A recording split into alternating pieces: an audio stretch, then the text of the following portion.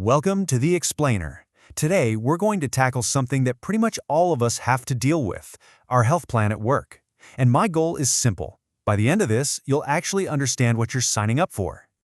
I mean, have you ever found yourself staring at that open enrollment packet or that endless PDF and just felt your brain start to melt?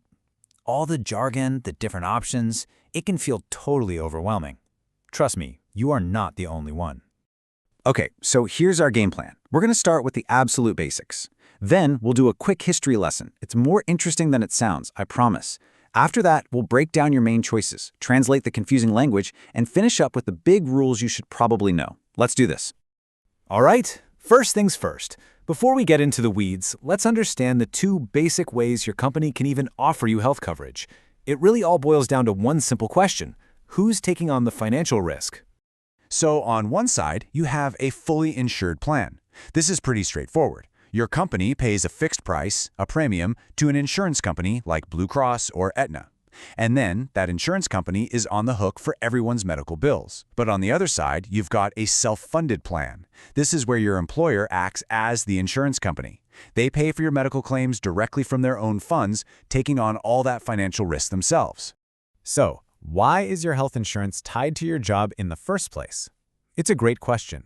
You know, this system wasn't carefully designed in some government office. It kind of happened piece by piece over the last 100 years or so.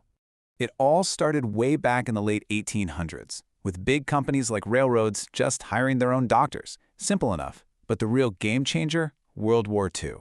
During the war, the government froze wages to control the economy, so companies couldn't offer more money to attract workers. What could they offer instead? Health benefits. And that one little historical accident is why most Americans get their insurance through work today. Then, you fast forward through some major regulations in the 70s, and you land in 2010 with the Affordable Care Act, which pretty much cemented the whole system in place for larger companies.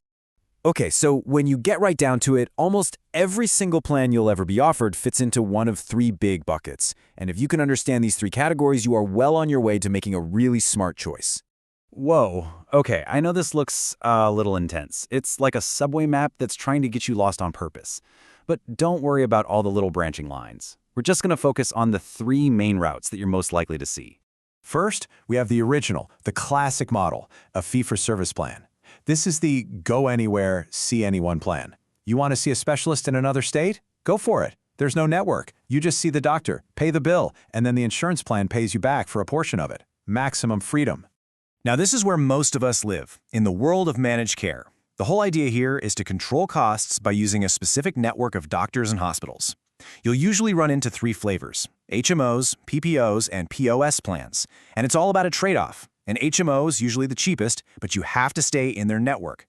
A PPO gives you more flexibility to go out of network, but you'll pay more for it. And a POS, well, it's kind of like a hybrid of the two. And that brings us to the new kid on the block, the consumer-driven health plan. This is a totally different way of thinking about insurance. It basically pairs a high-deductible plan with a special tax-free savings account, putting you much more in control of your healthcare dollars. So how does this actually work? It's basically a three-part system. First, you have an insurance plan with a high deductible, but that's really just a safety net for major stuff, like a surgery. Second, you and your employer put money into a tax-free account called a health savings account, or HSA.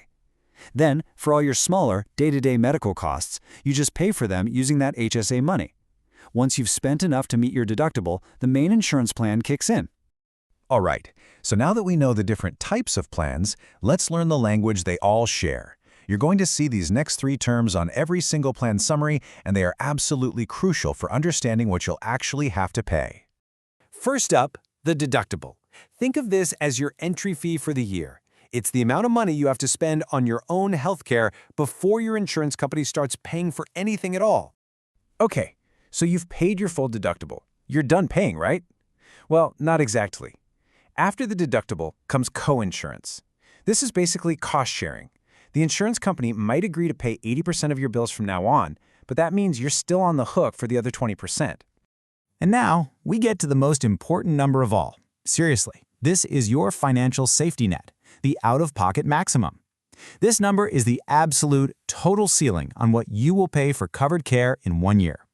Once your spending on deductibles and coinsurance hits this magic number, Your plan pays 100% of everything for the rest of the year. It's what protects you from a truly catastrophic medical bill. All right, we're in the home stretch. Let's just take a quick peek behind the curtain at the major rules of the road. These are the big federal laws that set the standards for your health plan. You definitely don't need to be a lawyer here, but it's good to know these laws exist. The HMO Act back in the 70s is why managed care became so popular. ERISA is a really big one. It's the law that says your employer has to give you clear information about your plan. And of course, the ACA, which created that pay-or-play rule for bigger companies, making sure more people have access to coverage. Now, here's one little bit of fine print from the ACA you might hear about, the idea of a grandfathered plan. Basically, if a health plan existed before the law was passed in March 2010 and hasn't changed much, it gets a pass on some of the ACA's rules. But any new plan has to follow all the new protections, like covering essential health benefits. So let's boil this all down. What do you really need to remember? First, your company is either buying insurance or they're acting as the insurer themselves. Second, your choices usually come down to 3 buckets: the flexible one, the managed one, or the one you drive yourself. And third, to know what you'll actually pay, you have to know your 3 magic numbers: deductible, coinsurance, and out-of-pocket max. Look, the whole point of this was to take some of the confusion and anxiety out of this process. It's about giving you the confidence to look at your options and see them clearly. So I'll just leave you with this question. Now that you know the basic structures, which one really feels like the right fit for you, your family, and your life?